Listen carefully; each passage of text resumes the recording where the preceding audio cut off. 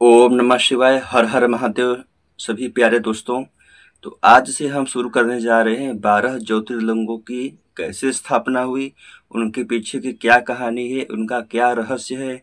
इनको सुनने से और दर्शन करने से क्या क्या हमें फल मिलता है, हम उन सभी बारे में आज से हम बात करेंगे। तो आज से 12 वीडियो लगातार आएगी।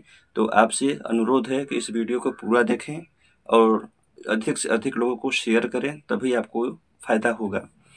तो 12 ज्योतिर्लिंगों में से सबसे पहला ज्योतिर्लिंग है सोमनाथ का, जो कि गुजरात में पड़ता है। इसको पुराणों में सबसे पहले प्रभास क्षेत्र कहा गया है। तो इसकी कहानी कुछ ऐसा है कि चंद्रमा, जो कि हमारे देवता हैं, प्रजापति दक्ष की 27 कन्या थी।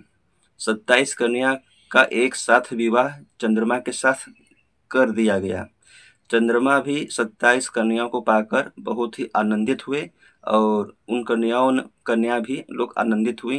जैसे सोना मणि में चाहे लग जाए, चाहे मणि सोना में लग जाए, शोभायमान दोनों होते हैं।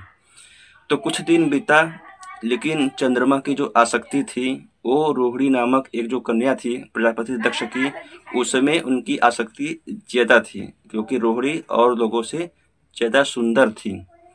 तो ये सब देखते हुए और जो प्रजापति दक्ष की कन्याएं थी, उनको व्याकुलता होने लगी, जलन होने लगी।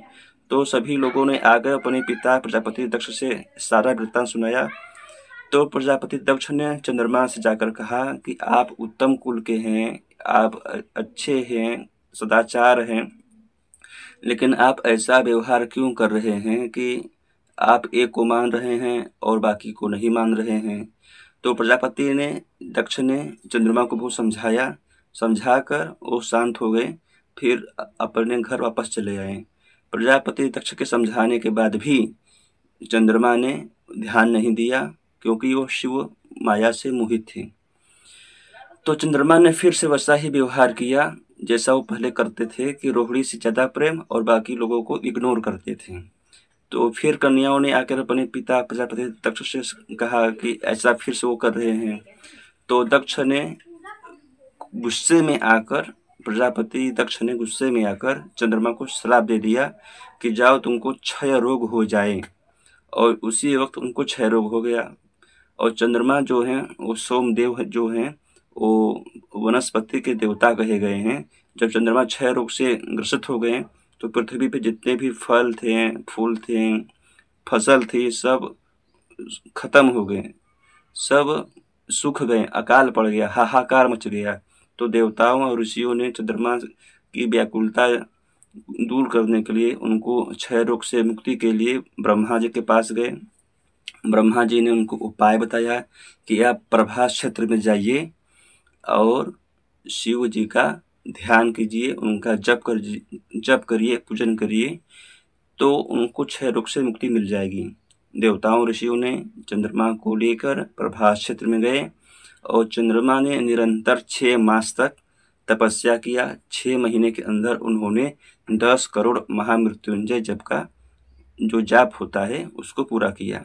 चंद्रमा के तप से शिव जी प्रसन्न हुए और उनको दर्शन दिए और उन्होंने कहा कि मैं आपके तप से प्रसन्न हूँ, बताइए क्या आप मांगते हैं। तो चंद्रमा ने कहा, अगर आप प्रसन्न हैं तो आपके लिए कौन सा असाध्य काम है जो आप नहीं कर सकते, तो मेरा ये क्षय रोग जो है वो दूर कर दीजिए। तो शिव जी ने कहा, ठीक है, आपको 15 महीने तक आपका एक एक कला क्षीण होगा और 15 दिन के बाद एक एक कला आपका बढ़ता रहेगा।